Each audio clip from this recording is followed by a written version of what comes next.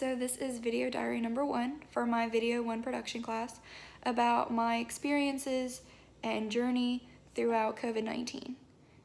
For me, it has been about a little over a week since I have been practicing self-quarantine and social distancing. Currently, I am still living here at NSU, primarily because I work here in Natchitoches.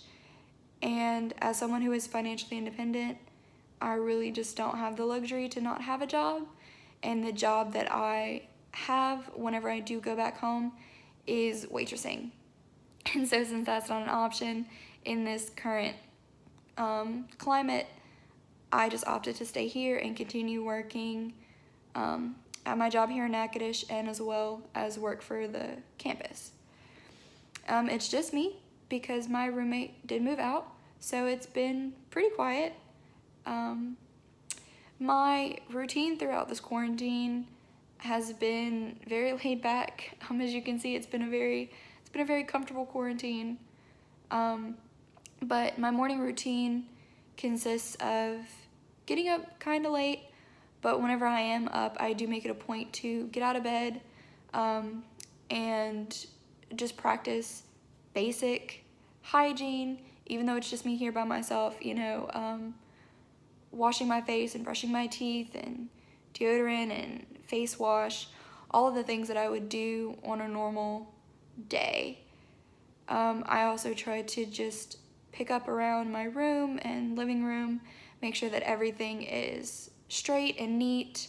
If there's any dishes from the previous day, I'll make it a point to do those, make it a point to make my bed. A big part of keeping up this routine is because I do have seasonal depression, and while it is a lot better in the spring, I do know that one of my triggers is a messy, kind of hopeless feeling environment, and so I have done my best to stick to a routine where I feel like I am accomplishing something, as well as keeping my area neat and clean. I think the hardest thing about the situation for me is the uncertainty. So many of us have plans and had things that we were going to do that have been postponed indefinitely until we get a better sense of how long this is going to last. And so I know that's the hardest thing for me. I am a person who plans. I am a person who likes to have a step by step. This is what I'm going to do. This is when I'm going to do it. And COVID-19 has definitely thrown all of that out the window. Just in my own personal life, I was and still am planning on moving to Alexandria this summer, but the when is very uncertain right now for me and the girl that I was going to move with. Our apartment viewing day got pushed back. When we'll be able to move is just very uncertain. Everything is just very uncertain right now. And I know that it's the same for a lot of people because we really don't know how long this is going to last and what our climate is going to look like, what our world is going to look like when it's over. How long it'll take, we don't know how long it'll take for us to get back to our normal, or even if our normal will be possible, if we will have to find a new normal after all this is said and done. Because not only is this affecting us health-wise, it's affecting our economy, and it's affecting a lot of people in a lot of different ways. And so I think the uncertainty of it all is what's hardest for a lot of people, but especially for me. Something that I think that we can learn from the situation is that it's not all about us. I see so many people taking this disease and this situation seriously, and I commend you. But I also see a scary amount of people who aren't, who are ignoring social distancing, who are ignoring self-quarantine, who think that it's a joke, who don't think that it's serious. If they do think it's serious, they may not view it as serious enough for them to stay home. And I think that that's really selfish. This isn't just about you. It's about everyone. It's about us as a whole, our world, our economy, our country. You know, because I suppose that I could go out and do whatever I wanted to do and continue with my plans and my trips that I had in mind. You know, and I may get it. It may not be as severe for me, but it may affect someone else in a really serious way.